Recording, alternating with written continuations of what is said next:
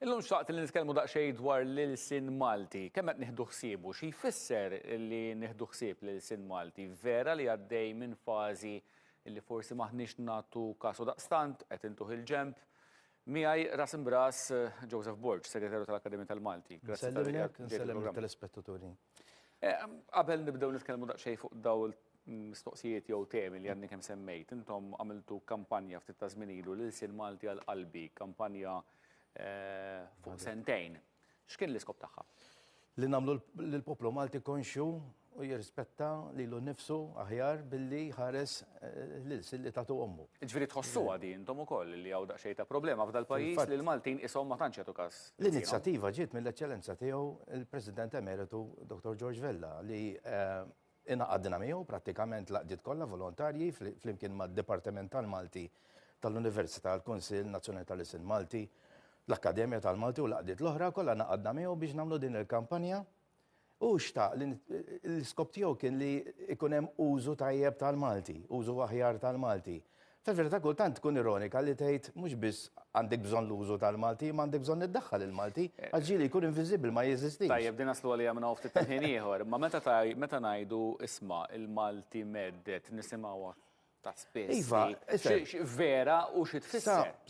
Meta sar is-sondaġġ u ħarġet l-istatistika qisu senilu, alright, 97% tal-Maltin l-adulti żgħażagħ għadhom jużaw il-Malti u jridu jużaw il-Malti fil-ħajta kuljum. Allura m'għandniex għalfejn inkwetaw. Għamilna kuraġġ f'ċertu setturi sa nitkellmu, imma imbagħad fil-bidu ta' din is-sena sondaġġ ieħor u jgħidlek 15% tat-tfal l-Ingliż huwa l-ilsin li jużaw. L-Amerikan propjament naħseb. U insomma, sa l-Ingliż, l-Amerikan, l-internet valanga fuqhom. Ġifieri di tinkwetana. Allura, mela l-ewwel qed ngħidu isma' l-ilsin Malti orrajt itnużaw fil-ħajja ta' kuljum, ħaddiema, orrajt. Imma mbagħad irridu naraw kemm qed nużaw ukoll fil-kidba, tajjeb fl-internet. Imma it-tfal di tinkwetana li diġà għandek 15%, orrajt ta' tfal ta' sa' 10 snin, diġà qas għandhom idea tal-Malti, ġifieri dana jekk inti id-dar il-familji qegħdin jabbandonaw il-Malti u ma' wulidhom qegħdin jitkellmu biss bl-Ingliż, inti għandek dak il-kurdun ta' mijiet ta' snin li tajtu. U allura iva, tista' tallarma ruħek dak is-sens. Il-Malti jista' jkun meddel dak is-sens. Ġibni fuq it-tema tal-bilingwiżmu le għax inti tissemmi ħafna nies, ħafna tfal jużaw l-Ingliż għax aħjar l-Ingliż.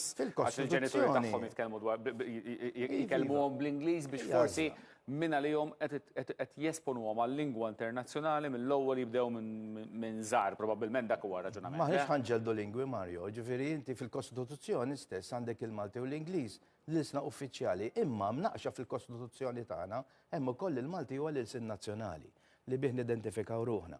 Issa, hija għażla tal-ġenituri li ma naħseb l-ewwel nett anki mill-aspett ta' trobbija u tagħlim u edukazzjoni nafu li tajjeb u aħjar għal moħħ li jitgħallem aktar minn lingwa waħda. Tajjeb li ikun espost tal-lingwi, anzi l-Unjoni Ewropea tgħidilna idealment ikun hemm it-tielet lingwa wkoll.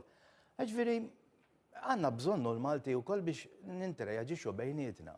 Il-bilingwiżm li tkun bilingwi huwa importanti ħafna. Tajjeb u fis-sitwazzjoni tagħna aħna għandna l-Ingliż għax l-istorja tagħna offritek biex ngħidlek kieku l-Franċiżi baqgħu hawnhekk qabel kienu konna l-Franċiż. Ma probabbilment bħalissa kieku qegħdin nipprovaw nagħmlu qalba l-Ingliż. Naturalment, ġifieri imma pajjiżi oħrajn, pereżempju, naf ta' taħt l-Unjoni Sovjetika, ġifieri dawna ma kinux esposti bħalna jew kienu kolonja bl-Ingliż u adattaw ruhom u x'vera fiċ-ċirkustanzi tal-internet, jaddattaw ruhom joħolqu l-kliem.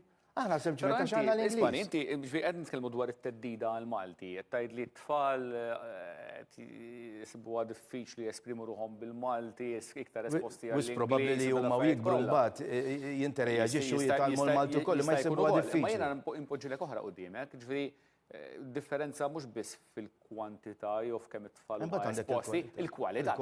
Mhux hekk.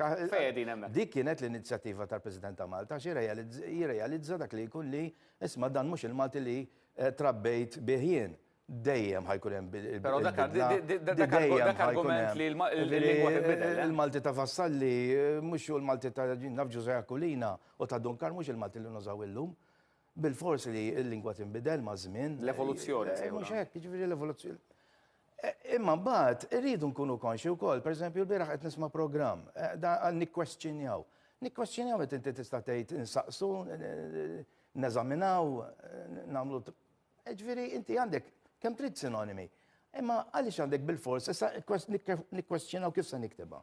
Għax la inti ħloqta u sewa kieku kellek tiktibha din. Ġifieri mill-aswed viżit. Ejja ngħidu li għandek in-nom kwestjonarju. Issa tifhem, ġifieri inti ħatta, imma tad-datta ruħha daħliet u nużawha. Imma hemm ċertu konjugazzjonijiet li ma jreġux narajjen. Għax anki meta tiġi biex tiktibhom ukoll għandek konfużjoni, probabbilment, ta' kif se tara miktuba. Hemm il-Malti viżiv ukoll. Hemm il-Malti viżiv ukoll, però inti użajt li kelma orrejt nikkwestjonjaw, mhux inti użajt qed tikkwota lil xi ħadd li jużaw u darsitek lilek, bissew li darsitek.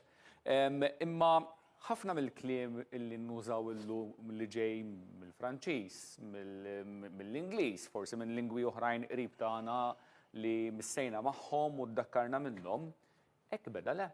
Ġifieri kien kliem li ġej, ħanużalek. Ngħidu iktar żmien biex integra ruħu. Ħanużalek bonġu u bonsoir, per eżempju. Telqu mill-Franċiż il-verżjoni. Probabbilment diġà kienu daħlu qabel ma ġew il-Franċiżi. Probabbilment. Imma ara kif inbidlet u anke bil-mod viżiv kif jinkitbu. Ġifieri jista' jkun li din hija parti minn fażi li nkunu għaddejjin minnha u li aħna peress li qed ngħixuha iddarrasna. Iva, issa f'saftit ilu konna tal-età tagħna, tal-ġenerazzjoni tagħna, konna ngħidu kif ħanikbu l-kelma typewriter. Nagħmlu mod. Illum it-typewriter qiegħda ġew mużew.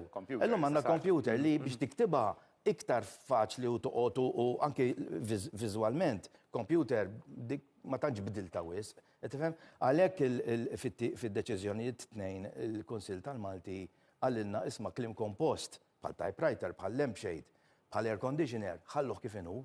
Għax jekk tikbu fonetikament, jista' jkolli dak li jkun jgħid dil-kelma x'inhi, għas jarafa. Għax imbagħad wieħed irid jaddatta wkoll u tħalli żmien jgħaddi biex tara t-teknoloġija x'toffri wara. Kelma tiġi tidħol jgħaddi żmien minn fuqha, speċjalment fejn tidħol teknoloġija. Il-Malti fl-amministrazzjoni pubblika ħafna drabi tara komunikazzjoni li tkun għaddejja anke emails li jkunu għaddejjin bejn dipartimenti, ministeri differenti u l-pija. Inti ma tiftakarx, inti stess tiftakar. U jikkomunikaw dawn jikkomunikaw fil-programm li għamilna il-Malti l-Akademja. Mill-Ingliż, jikkomunikaw bl-Ingliż, jibgħatu l-komunikazzjoni bl-Ingliż fuq bil-Malti. Meta qed jitkellmu dwar affarijiet li assolutament huma. Meta inti staqsejtu l-kap taċ-ċivil għalhekk le, għalhekk maħniex lesti li naqilbu għal-Malti għax m'hemmx riżorsi, m'hemmx biżejjed riżorsi. Għaw dit darsek, xiġifri m'hemmx biżejjed riżorsi. Però x'jista' jsir mill-entitajiet tal-Malti? Le, ħanejdlek illum titkellmu mal-amministrazzjoni pubblika biex jirranġaw. Ejwa, żgur. Waħda minnhom f'din il-kampanja kienet meta laqqajnihom fis-26 ta' April tal-2022, laqqajna lill-amministraturi pubbliċi daw kollha li sewwa jmexxu u biex nikkonvinċuhom kif għandhom jimxu. Qabel ma tagħmel tabella konsulta. Għarek għandi żbalji, għamilha bilingwi għall-inqas, għamilha bl-Ingliż u bil-Malti, mhux bl-Ingliż biss. Tabelli tat-toroq. Tabelli tat-toroq mxejna ħafna l-qoddim, bis-saħħa tal-Kunsill tal-Malti. Ġifieri hemmhekk mxejna ħafna l-qoddim, u mxejna għandna l-lingwa tas-sinjali bil-Malti llum ukoll hija tielet lingwa uffiċjali. Ġifieri mxejna ħafna l-Unjoni Ewropea, bis-saħħa tal-Unjoni Ewropea għamilna passi ta' ġgant.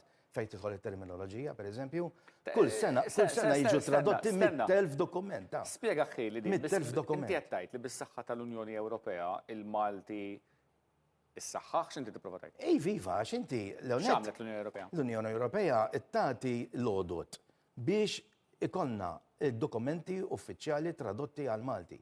Issa biex tagħmel dawn ħafna drabi jkollok dokumenti marbuti ma' medicina legali, jinnaf robotics, jinnaf ġifiri għandek ħafna termini li dawn iridu jinħolqu Allura qed iżid it-terminoloġija. Imma daw it-termini li qed jinħolqu mhux neċessarjament huma termini li jintużaw f'konverzazzjonijiet mill-Malti. Il-qiegħed huwa mimli fil-fatt, huwa database mimli terminoloġija. Mhumiex termini daw li jintużaw f'konverzazzjonijiet bejn il-Maltin, ġifier fl-aħħar mill-aħħar huma affarijiet tad-dokumenti daw. Dokumentazzjoni, imma jekk għandek bżonn tfittex kelma ħassiba. Mbagħad minn naħa l-oħra ġifieri għandek database li qiegħed dejjem jissaħħaħ. Sadattant inti meta tgħid il-Malti nibdew bdejna minn hawn fil-fatt, meta għandek il-Malti qiegħed wieħed mill-isna uffiċjali tal-Unjoni Ewropea huwa xi ħaġa li bija wieħed iħossu gburi u għandu biex jiftaħar. Tajjeb naqra ta' pajjiż żgħir għandu lingwa uffiċjali ma dawn l-isna u Però mbagħad tqum il-kontroversja spiss li hemm istituzzjonijiet Ewropej li jgħidu ma jsibux biżżejjed nies biex jinterpretaw fil-Malti jew mill-Malti għal-lingwi oħra jew bil-kontra. X'jista' jsir? Ma nafx kif f'liema sensi ġifieri. Ġifieri jkun hemm laqat li jkun hemm qed jattendu għalihom il-Maltin, Malti ma jkunx hemm interpretu. Dik mbagħad vera jista' jkun li ma jkunx hemm riżorsi biżżejjed umani f'dak is-sens, ma mhux suppost. Imma ifisser li hemm allura Maltin li mhux qed jitħajru jużaw l-ilsien tagħhom u jitħarġu biex imorru f'dawn l-istituzzjonijiet.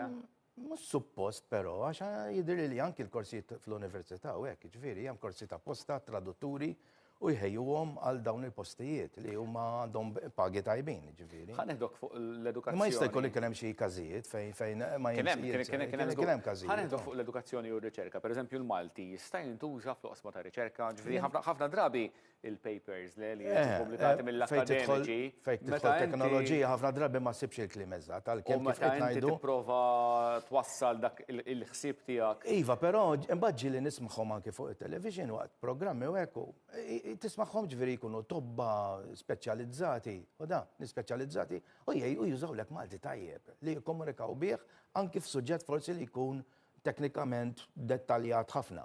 Qed tifhem jew tekniku żejjed jew għalina, imma kapaċi jikkomunikawlek xorta waħda mingħajr ma joqogħdu jaqilbu għall-Ingliż.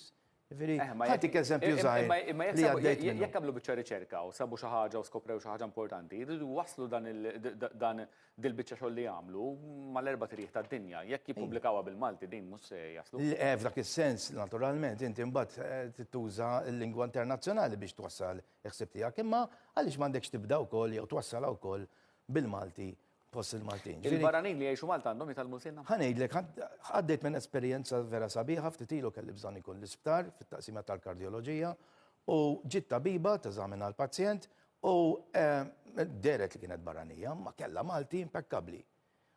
Dunajt għedtila minn għalija kienet tabiba Pakistana. Tala kemm ilek Malta? Għatli sentejn. Sentejn, talmet il-Malti tikkomunika bih mingħajr problema ta' xejn. Tajjeb aħna l-kampanja hekk bdejnija fil-fatt l-ewwel fażi tagħha kienet fuq il-Maltin l-integrazzjoni tal-barranin tifhem jkunu parti dik parti minna li jsiru parti fil-familja tagħna li inti titgħallem l-isim tal-pajjiż jien ħafna biex tintegra u bdejna billi ħadna fil-mati ta' dawn il-barranin inklud studenti mħaddiema fuq ix-xogħol tagħhom fil-ħwienet. U jitfalmu l bil-Malti. Jissemmew ħafna minnhom hawnhekk ukoll. Morna wkoll għal-Malti fuq il-post tax-xogħol li għandna aħna bejnietna għandna dik xiġifieri jiena nċempel pereżempju u għandi bżonn servizzu in English please jew mort f'ristorant. Jiġifieri dawn huma affarijiet li jdarsuna qegħdin biex nuża l-kelma tiegħek. Tajjeb, jew tlajt naf ġejt bżonn servizzu bil-fors titkellem l-Ingliż. Jista' jkun li dan huwa patriottiżmu lingwistiku hekk speċi li. Ma nara xejn ħażin fih, daqshekk li inti tkun gburi bl-sin twelidek. Ħaġa għandna xorti pajjiż żgħir għandu il-sin biex jingħaraf biex nikkomunikaw bih u għandu storja interessanti bħal din. Għandna lingwa tagħna taqadna bejn żewġ kontinenti ta' l-Ewropa u l-Afrika. Ġifieri għandek da żwieġ tajjeb bejn żewġ kulturi kbar. Kif taraħ il-futur tal-isim Malti? Jekk neħdu ħsiebu u anki speċjalment fid-dinja diġitali, tajjeb għax kif inhu bħalissa kważi huwa biex ngħidu hekk inviżibbli. Għandna bżonn nużaw semmejt l-emails inti. Sewwa li t-flittri elettroniċi hemm bżonn issa permezz tal-Chat GPT pereżempju nistgħu nagħmlu mirakli biha għax anke jekk ikollok diffikultà. tifhem jekk ikollna wkoll riżorsa importanti bħal muċċekkjatur. Ħajkollok ħafna jibżgħu jużaw il-Malti mhux għax ma jixtiequx, għax jibżgħu jieħdu żball. Jekk ikollok ċekkjatur ġifieri l-ispell checker, ħadd fittex il-kelma li għandek bżonn u jgħinek. Ħajdum biex jasal da ċekkjaturi. Da ċekkjatur ilu ħafna fi ħsieb. Hemm lodda, imma għandna bżonn issa naslu għalih biex ikun fil-idejn bħala għodda. Kun jista' jintuża. Jista' jintuża. Joseph Bort, segretarju tal-Akkademja tal-Malti, grazzi ħafna tal-programm Ras Imbras. Dan l-intervista, din l-intervista tistgħu segwa wkoll fuq YouTube, nerġgħu nkunu magħkom għada fuq TVM News Plus. Nsemmilkom.